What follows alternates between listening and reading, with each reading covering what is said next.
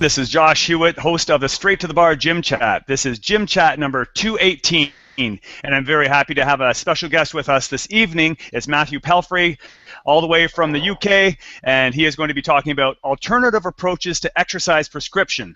So I've read a little bit of your material, and I'm a big fan of training with implements and looking at alternative methods of designing programs and training with different types of exercises. So I'm really looking forward to what you have to say tonight. I have a few questions for you, but before we get into that, can you just introduce yourself, tell our audience a little bit about how you got involved in the field of strength and conditioning, and a bit of your background? Sure, thanks, Josh. So my name's Matt. I'm based in the UK. I'm based down here in Bath. So I've been strength and conditioning coach for coming on 15 years now. Always really loved it, a huge passion for the fitness industry and the health industry. Recently been doing more in medical and rehab and those kind of sectors. But the sandbag thing as well is something I'm quite popular for over here. Mm-hmm. I'm the co-founder of Brute Force Europe. We obviously make the strength conditioning sandbags. So that's something that's been quite popular, I suppose, in the last few years, and has allowed me to do lots of different things in strength conditioning as well. Absolutely. I've seen them in a lot of the smaller studios that I've trained at recently. They're becoming more mainstream now, finally. And I think even some of the big box gyms here in Canada are starting to carry them as part of their regular equipment now. So yeah, they're in the US Navy now as well. So there's definitely, I think, some of the bigger organizations are seeing the benefit of using those kind of training tools now, which is exceptional. That's what we all want. We want people to be achieving great results with the most sensible and direct methods, I think. So that's been great news for us. Awesome. Great. Thanks for that little bit of background. But if you could just relate a story of some kind to let us know, or if you can remember back to what sort of how you got this passion for the industry, what got you into it, and what got you into exploring with using sandbags and other methods. Like typically, you go into a gym, you're going to be exposed to machines and free weights. How did you start looking at these? What made you want to start throwing around bags of sand? Like what got you into the industry, and what put you in the direction of training other people and athletes and whatnot as well as a strength and conditioning coach?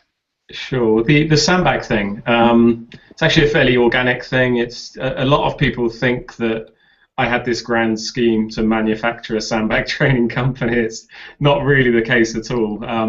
What really happened was I came back from taking a long holiday, break from work, didn't have a lot of money, didn't have much time, but I did have a garage, and we did have some sandbags, literally contractor bags of sand, 25 kilo, 55 pound bags. Yeah. And I thought, well, this is the cheapest, most easily available form of training that I have right now. So that was how I started with sandbag training. In the early days, it was just contractor's tape around a bag of sand, a plastic bag. It was almost a matter of necessity. Yeah, completely. But it's entirely possible. I think a lot of people are subscribed. When you actually sit down and you start training with these things, you can get some awesome results from many different tools. Everything from the homemade all the way up to the custom-made version of a variety of different tools, I think. And that was really what got me into sandbag training. And I started the blog in 2009, I believe it was. Mm-hmm. And within a year, we were up to probably 40,000 hits a month. Wow. Lots of people who essentially in the same situation as I was, not much time, not much money, but still wanted some results. So that's really where the following started to come from. And then really, I think through direction from the blog followers, that then just went on to authoring a couple of books, bringing out the custom sandbag, and just developing things that way, really. So you created the supply. Yeah, you saw the demand and you created the supply for that demand, yeah, exactly. That's always the strongest way to approach any commercial venture like that. But honestly, I still just go out the back of my house and it's still me in a garage. Nothing's really changed in that sense, and I think I think people appreciate that. Although you will find sandbag training in commercial facilities, for me the real benefit is still, the guy can go in the garage, do his own thing, and it works. That's a really good selling point for the system, I think. Absolutely. There's the simplicity of it, obviously the economy of it, but there's something, I don't know, there is something different about just training in it's raw. I don't know. It's just, it's like the bare bones. And I mean, that's how I started as well. I think there's something special about that. The guys that start out with nothing, or just the basics, like using implements or just anything they can get their hands on, maybe I'm prejudiced about this, but there's some kind of toughness or different kind of strength that you develop when you start with that than when you start off in a chrome and mirrors gym. And there's absolutely nothing wrong with free weights and machines. Absolutely, I use that as well. But it's different when you start with that training with something like that. I don't know. Have you experienced that?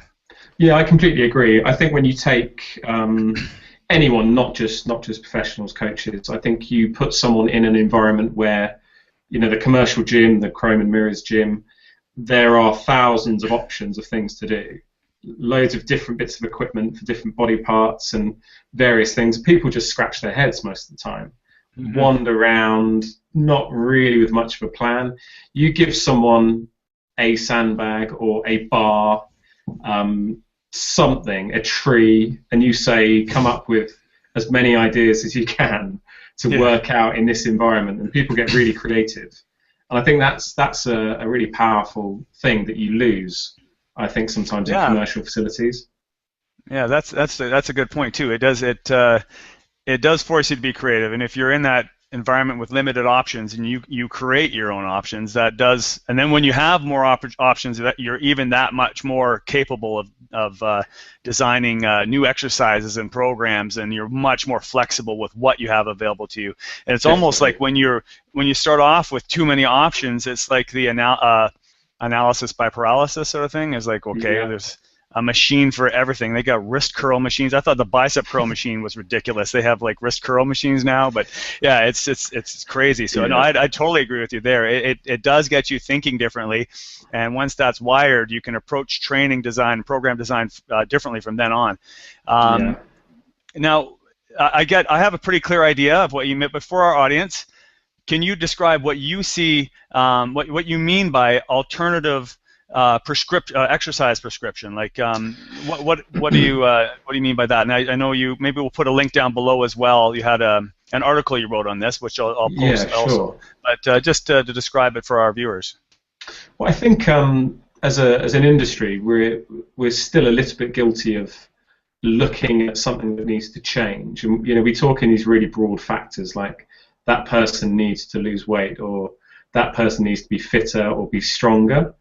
So we throw these factors at people and their training programs, and I think that causes some big problems, because instead of actually having a prescribed model where people are effectively following a goals-based program that is for them, it's specific for them, we get these cookie-cutter programs that people, they're not always entirely right for the individual. So I think in terms of exercise prescription, and from prescription, I think we all do it. Everything from the person going online to find out a training program, they're prescribing for themselves. A coach will prescribe their clients. A coach will prescribe a sports team. A doctor will prescribe advice to their patients. So it's a really broad concept, I think, exercise prescription. And I think what makes a lot more sense is to move towards a model that is movement pattern based. And I've always been a keen advocate of looking at what movements we all need to do, and then trying to improve the efficiency of those movements and the skill level in those movements.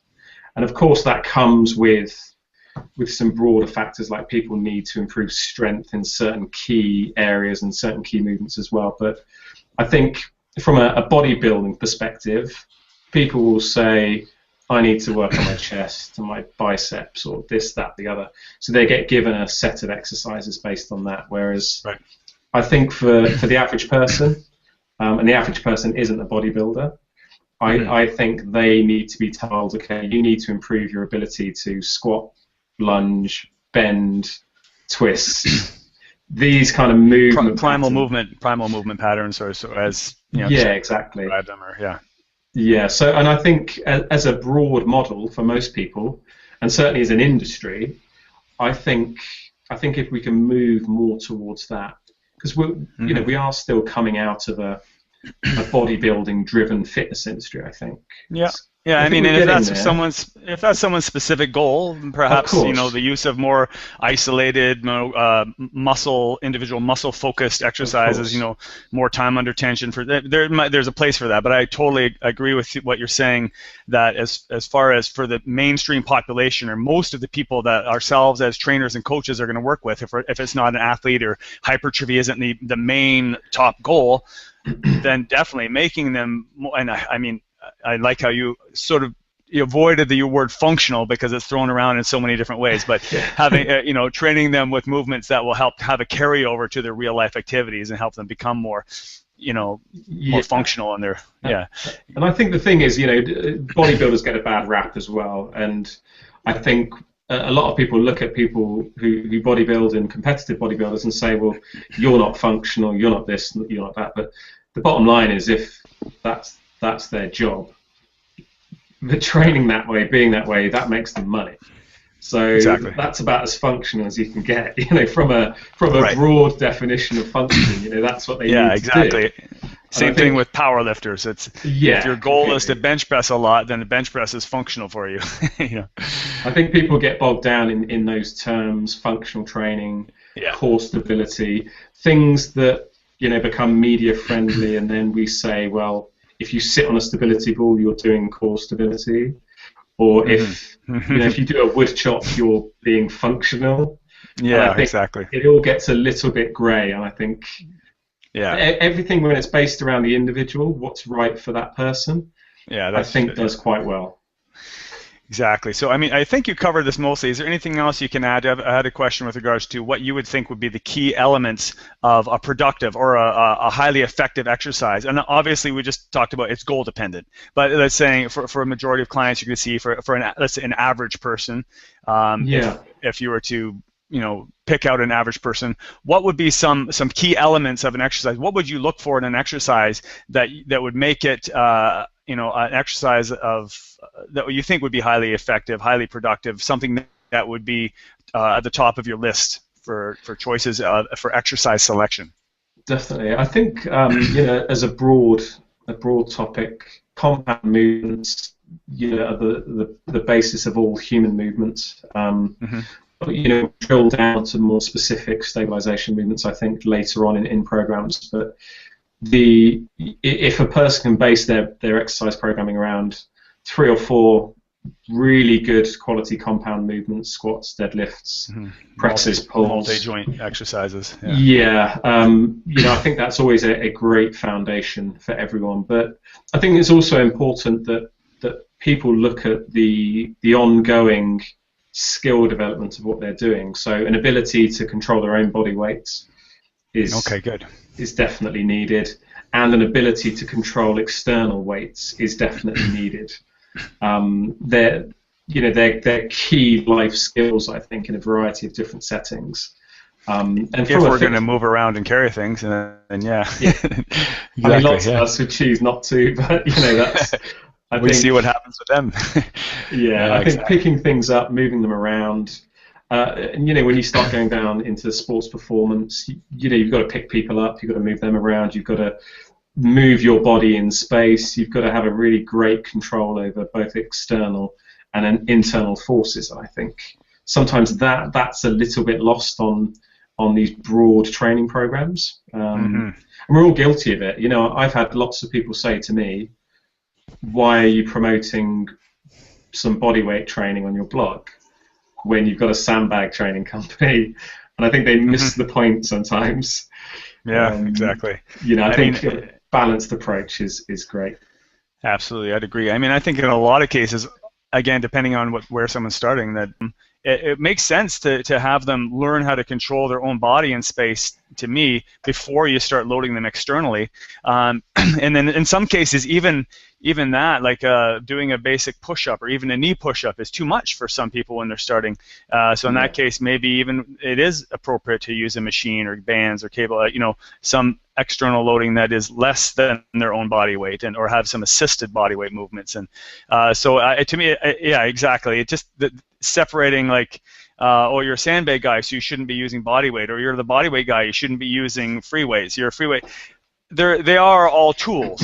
And I mean, we definitely will have a preference for one versus another because of specific advantages. But yeah, for sure. I mean, I don't see that as a distinction separating learning how to move your own body versus adding external load, whatever it may be. Yeah, unfortunately, I think it's an industry commercial-driven thing for most people. So, for a company that produces one type of equipment or training methodology to also suggest that something else is just as good in its own context. Mm-hmm. We live in that kind of world, I think. But yeah. I think most intelligent people can cherry pick what's right for them from various different coaches, methods for what they're trying to achieve, and that will change at various points as well. I think that's the other thing, that people will often start with one type of training and then progress onto others and bring in different elements, and I think that's a really important thing for people to be able to do. Yeah, I agree. I think there we go. Can you see me right there? Yeah, good. Yeah. Okay, perfect. Your choice for using sandbags, you described it initially. It came with the simplicity of it, and just that it's what you had access to, and it sort of evolved from there. And you still, I mean, I totally know that feeling of, in my garage, I have a tractor tire and a keg and some things like that. I have a beautiful basement gym, but I love to still go out there and kick around the implements, and it's a totally different type of workout.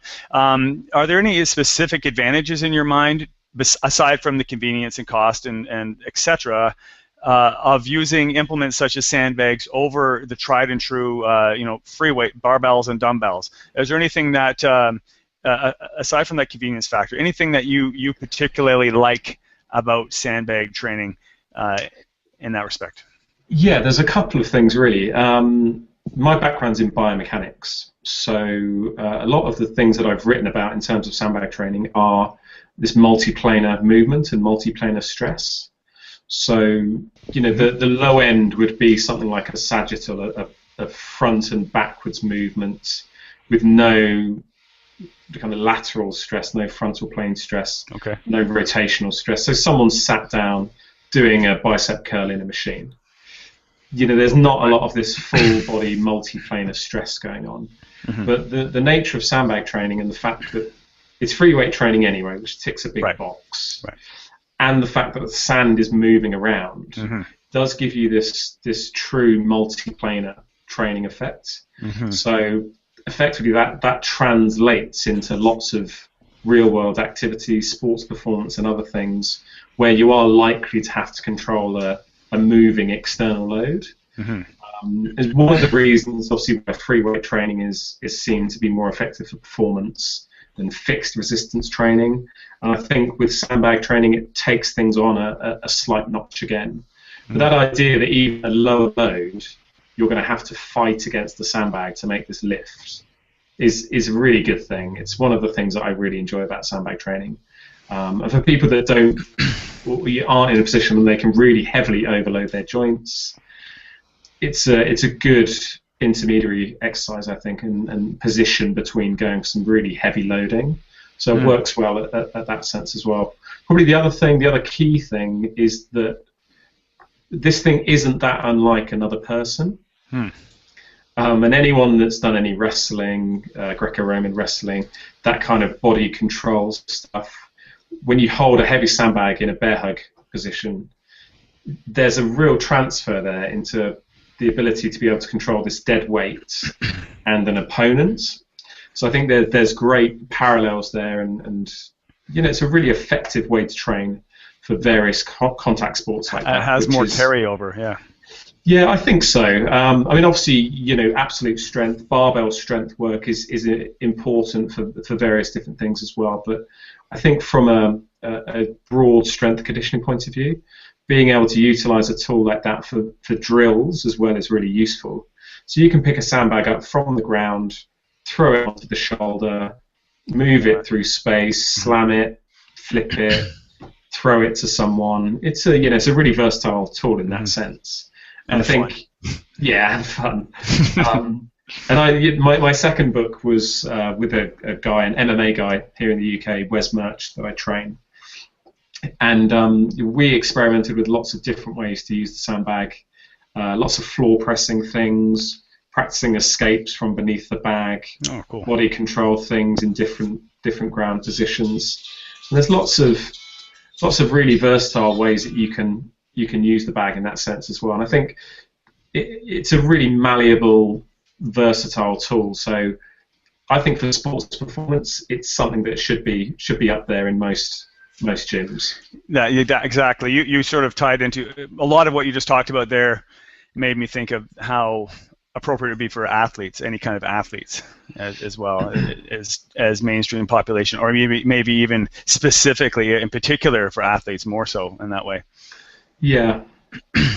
Yeah, exactly. I mean, I think rugby, judo, MMA, wrestling, those big sports where you've got to control another big center of mass. I think that's a really good application for them. Awesome.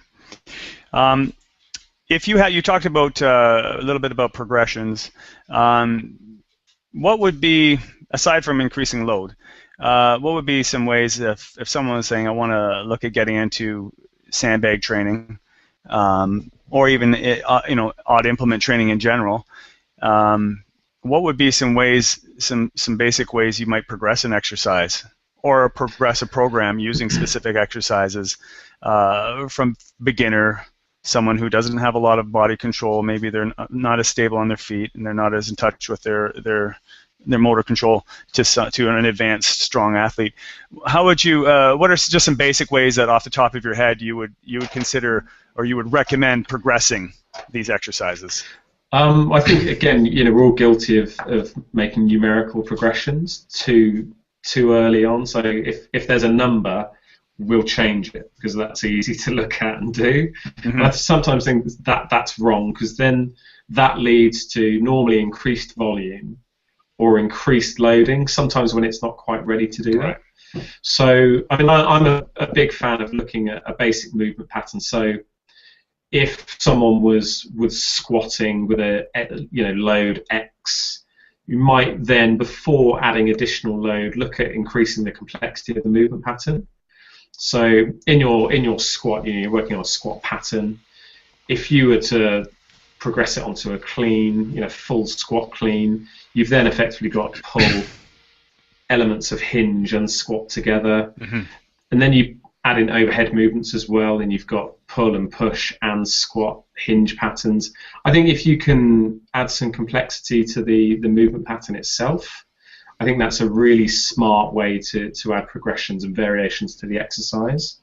And actually loading, for many people, loading is not the thing that they want or necessarily need at that point in time. Mm-hmm. Especially a lot of the work that I do in rehab, loading is the last kind of stage that you get to. Yeah. And another thing as well, I think range of motion, another numerical thing that you can tinker with. But range of motion has a really bad rap as well, I think, in the fitness industry. If you don't achieve depth X on your squat, you're laughed out of the gym. It has to be ass to grass, yeah. Exactly. Yeah, which is fine, but I think everyone needs to remember that's the gold standard. And you never know where someone is at their stage of programming.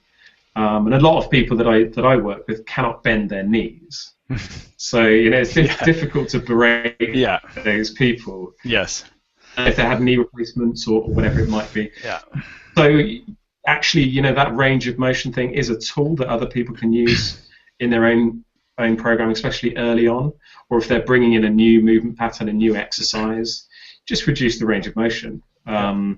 work towards full range of motion at body weight, then start loading, and then perhaps start bringing more complex movement patterns. Mixing movement patterns together, I think, is an exceptional way to do that as well. Okay, excellent. Yeah, I'd agree with that. There's for most people, there are some progressions to include before loading. And yeah, I know what you're saying as far as the range of motion thing. I mean, I'm an advocate of full range of motion, but it should be full controlled range of motion. It's whatever the athlete can, or the individual can control. I mean, bouncing something off your chest in a chest press, because once you pass a certain range, you have no control or stability, because you just can't. You have no scapular retraction, no strength in your mid back, because you're so kyphotic. You're going to have to work on correcting that before you're going to load up in a full range. But I mean, and I think some of those things will correct themselves with exposure to the compound multi-joint movements that you're talking about as well, if you train them with that correctly and progressively. Which I think is another great reason for having some basics early on in the program. Mm-hmm. Focusing on basic movements, that you're not going to overtrain things. You can actually work on quality technique on a small number of movement patterns or exercises. Most people, when they're in those early stages, and it's skill learning.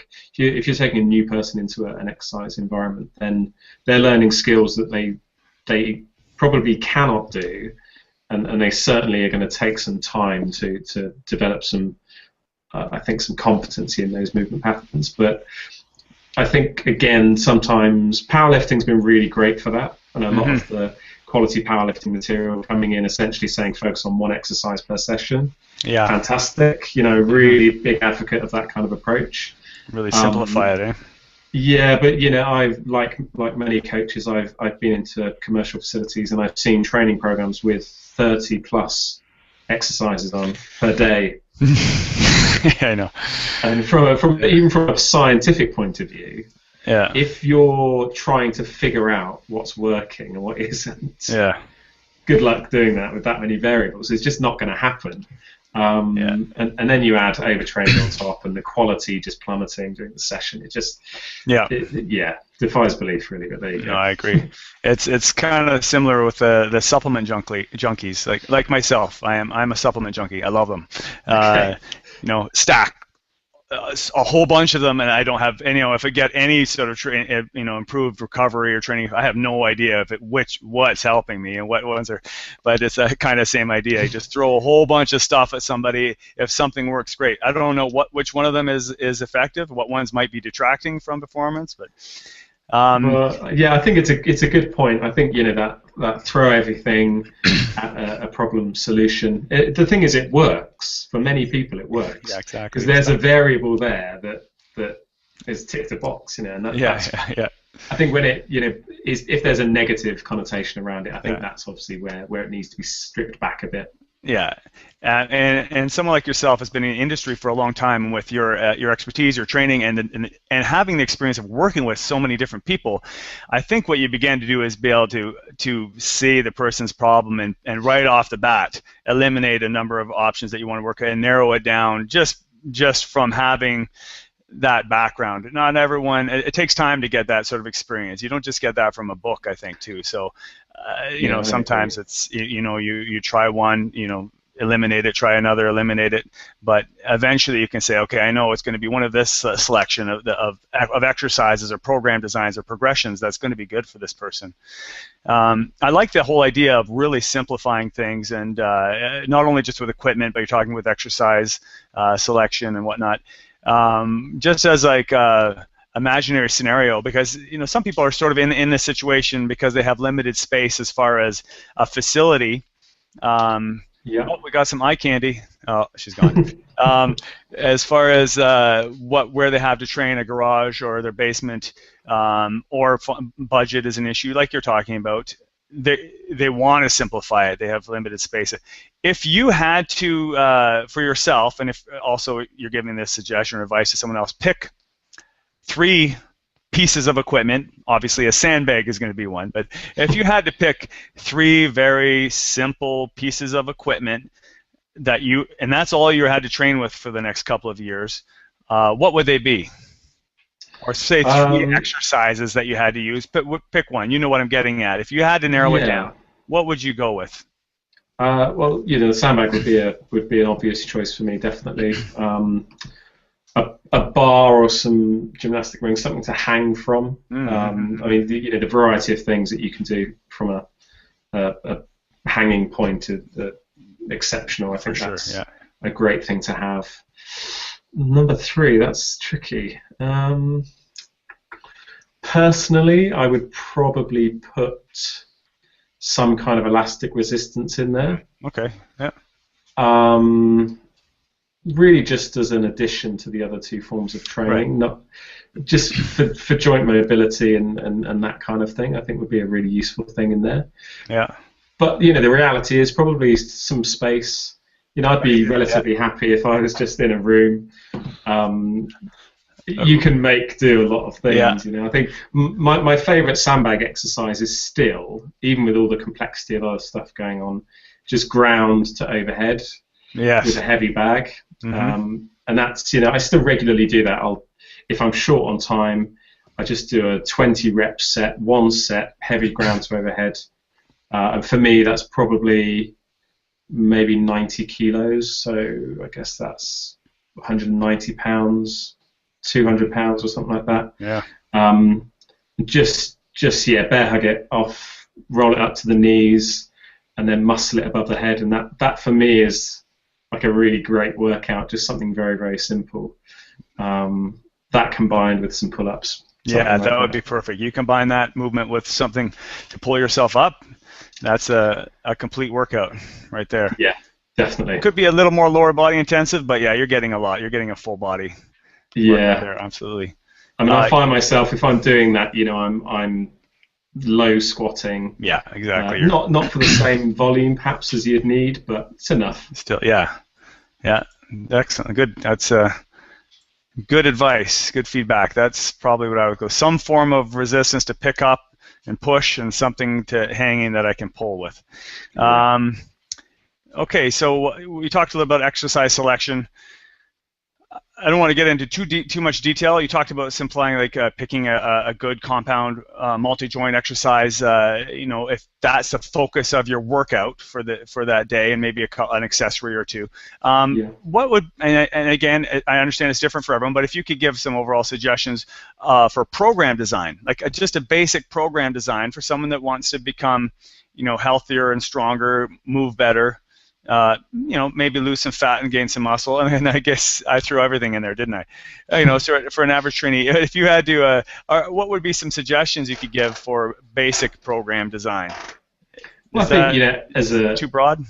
It's fairly broad, but I think it's as a general idea, doing one main heavy lift per day. So a squat day, a deadlift day, some kind of overhead press day. And a deadlift kind of, I think that kind of would work relatively well, and probably body weight accessory work around there I think is relatively effective as well. Push-ups, dips, and chin-ups. Yeah, I think so. I mean, it's difficult. So I suppose from a strength perspective, it's relatively easy to program for absolute strength. You just have a progressive linear program. Yeah. You load up whatever implements on a weekly, monthly basis as you're going forwards. I think for people that have a broader fitness, like general fitness goal, and I read a statistic once that over 90% of everyone that goes into the commercial fitness facility, when they're asked what they want to achieve, when it comes to fitness, people just say general fitness. Yeah. It's really broad. Yeah. Like, what does that mean? That makes our job harder. Yeah. Yeah, there's no specific goal they're working towards. No competitive goal. It's just they want to feel a bit better. Yeah. And I think in those situations, when it comes to giving beginners advice on what they can do, I think following a movement-based protocol works really well as well. So squats and lunges, the bend, the hinge type movements, things where they're moving their own body through space as opposed to sitting. And I think so. I mean, I think in the early days, body weight, and actually, you know, there's progressions with body weight far up into the elite ranks. Disadvantage leverage you can get into, yeah. Yeah, exactly. So it doesn't need to kind of start and stop at beginner level. But I think for people, it's easier for them to focus on controlling their own body weight, I think, without any external load in the early days. So I think that's always a great starting point. And what most people seem to forget as well is that if you're controlling an external load, you also have to control your own body weight under that external load. Yeah, absolutely. So it's great to scale that back and just focus on some basic calisthenic type movements, I think, early on. And as well for beginners, I think that proprioceptive awareness of where their body is when they're doing things is a great skill to work on early on, before you can start throwing 100-kilo sandbags on their back and various other things. Agreed. Awesome. Talking about tips for beginners, I think you covered quite a bit there, and I think anyone who's watching this starting out or has only been doing this for a little while wants to put a little more structure and behind their program, keep it simple but get results. Do you have any other tips you could offer for beginners? Maybe it's not even unrelated to specifically to training, as far as maybe nutrition, anything. If there's some newbie that's coming in, you only have a couple minutes to say, here, you take these ideas and get started, and we'll go from there. Any other tips for anyone just getting into it out there? I would say early days, you need to choose a set of exercises and a program that you believe is right for you at that point in time, and do it for 6 to 12 months. Don't change it. Stop listening to all the noise. Thank you. That's good advice. Yeah. You know, I think people will listen to all this noise around them. Other people will give them ideas. They'll spend too much time on the internet reading forums and different things, and they'll just get confused. They'll end up cherry picking things that don't really work together, and essentially won't really achieve anything. And I think that. Hold on a second, Dave. If you're watching this later, that's for you. A different program every month. Come on, man. Yeah, okay, good. I just had to give that little shout out. We all know someone like that. I think this is very common. There's so much information out there. Definitely pick something. Give it a chance to work. You know. Definitely. And I think people will often, you see this a lot on forums and chat rooms and things. But people have been following a program for 2 weeks, and their question is, how long will it take to X, Y, and Z? And it always, being coming from a sports science and biomechanics background, it baffles me, because I just think, well, it doesn't work that way. There's a process. It's like when you're learning to walk, you don't say, well, how long is this going to take? Yeah, exactly. You just do it, and you go through the motions, and it works. But I think a lot of beginners could learn an awful lot by just sticking with something, doing something for a long period of time, and long, probably 6 to 12 months, I think. Yeah, good feedback, and then learning maybe patience as well. Yeah. Patience. How long is that going to take to learn? Awesome. But I think there is so much noise out there, and in many respects we're all guilty of it, because we've all got lots to say, and we want to tell people or give people advice and help people out. But I think people also need to be responsible for their own filters, and every now and then just stick with what they think is right and use a common sense approach to things. Absolutely.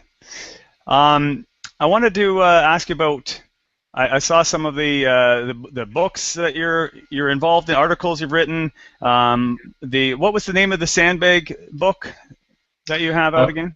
I have 2 books. Yeah. So there is The Complete Guide to Sandbag Training, which was 2 years old now, I think, and that was really essentially, it was feedback from the blog. It was people asking, because I would post regular workouts, and people were looking for something a bit more structured.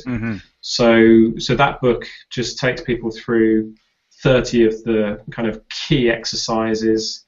There are 30 weeks of training programs in there, beginner, intermediate, and advanced, but all based around solid strength and conditioning principles, and shot in the garage out the back. So very rough and ready.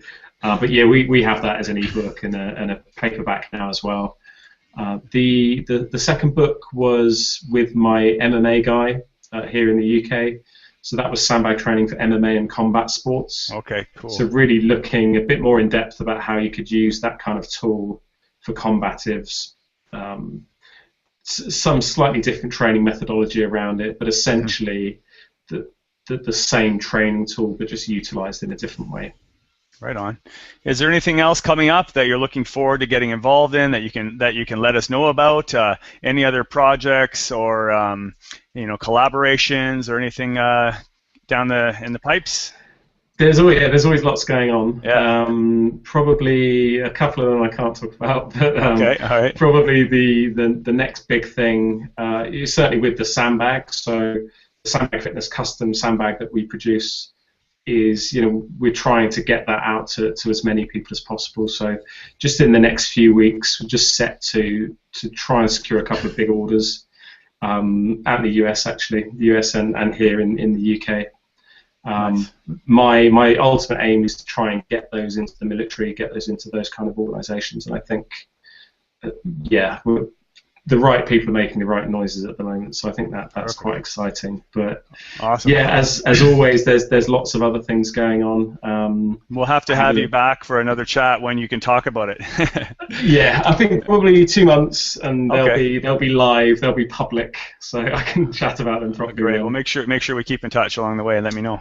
Definitely, will do. Okay, cool. And when are you going to be shipping these sandbags? You mentioned UK and US. Great. Hey, what about us Canadians? We're the guys that are trucking around in the snow carrying logs and stuff. Come on, we need sandbags over here. You guys don't need them. Oh, there you go. That's right. I'll send you one. You'll have to give me your address and I'll get them posted. Really? To you. All right. Yeah. I'll take you up on that. I'll shoot a video for it. That'd be awesome. Yeah, that'd be awesome. Perfect. Okay. Just wanted to. First of all, is there anything else that related to what we've been talking about that you wanted to touch on before we wrap it up? Just to expand on anything that you think viewers would like to know about the subject? I think we've covered things in a reasonable amount of detail. Yeah, I think I suppose the message really when it comes to exercise prescription and sandbags and all these other kind of things is keeping it simple. The tool is only ever as good as the programming and the methodology behind it, and I think simple wins through every time. Perfect. And as far as resources for anyone's watching, if they want us to keep it simple, and if you are interested specifically in looking at including or trying out sandbag training as an option for future for your training programs, sorry about that, I will put the links down below so you can check out Matthew Palfrey's 2 books down there. If you're specifically involved in MMA, definitely pick up that one. Otherwise, the other book will give you all the fundamentals you need for getting involved in this program. We're going to put some other links down below as far as if people wanted to find out more about you, if they wanted to get in touch with you to talk about training, pick your brain. How can they get a hold of you? What's the best way? Social media, your website, email? Yeah, people are always welcome to email me. I answer all my emails. I'm still in that kind of Perfect. Small business category. So Stay there. Nice. That's good. We need more of those real people. Yeah. Yeah, I think so. So it's matthewpalfrey@gmail.com. So that's 2 T's, Palfrey. I'm sure you'll put it on a link. We'll put these all down below as well. Yeah, for sure. Yeah, and the blog, the blog's been going for a good few years now. So that's sandbagfitness.blogspot.com. Okay. We post regular workouts on there. There's lots of information on there. People can download a free 50-page sample guide of the complete guide as well, just great. To get a bit of a taste of what it's all about. But the simple thing, if people are on the blog, I think they'll see there how easy it is to get started with minimal investment, and I think that's a real key thing that people. Yeah, I suppose maximize that opportunity to just do something and get going. Yeah, come on, like the less excuses we can give people for not exercising. I mean, what are the main ones you hear all the time? I don't have the time, I don't have the money, I don't have the space, or it's so yeah. Let's eliminate those excuses right off the bat, right? Yeah, no, completely. Well, thank you very much for joining us today. Oh, first of all, are you active on Facebook at all? That's I mean, for people want to connect on there. I am on there, so if people search for Matthew Palfrey, they will find me. I'm definitely I think there's only 2 of us, but yeah, I'll make sure I post that down below as well. It's obvious which one I am, so people will find me on there. Perfect. Yeah, I'm on there. I'm on Twitter at Sandbag Fit. So yeah, people can always interact with me on there as well. Awesome. Well, thanks again, Matthew. Really enjoyed the discussion today. That's great. And we'll look forward to another one in the very near future when you have some of these the other ventures ready to go. If anyone wants to, this will be available on YouTube. To subscribe for updates on future videos, future gym chats, subscribe to youtube.com/real Josh Hewett. So anyone watching that, can you see that there, Matthew? Yeah, no, I get it. It's up on the screen? Okay, perfect. And all the videos from all of the gym chats will be up here, so ours will be there as well. And also check out gymchats.com for more information on upcoming scheduled gym chats as well. Okay, I'll get us back here to normal. And thank you once again, Matthew. Really enjoyed the chat. Let's do it again soon. Okay. Perfect. Great to chat. Cheers, Josh. Yeah, cheers. Until next time, everyone, stay strong.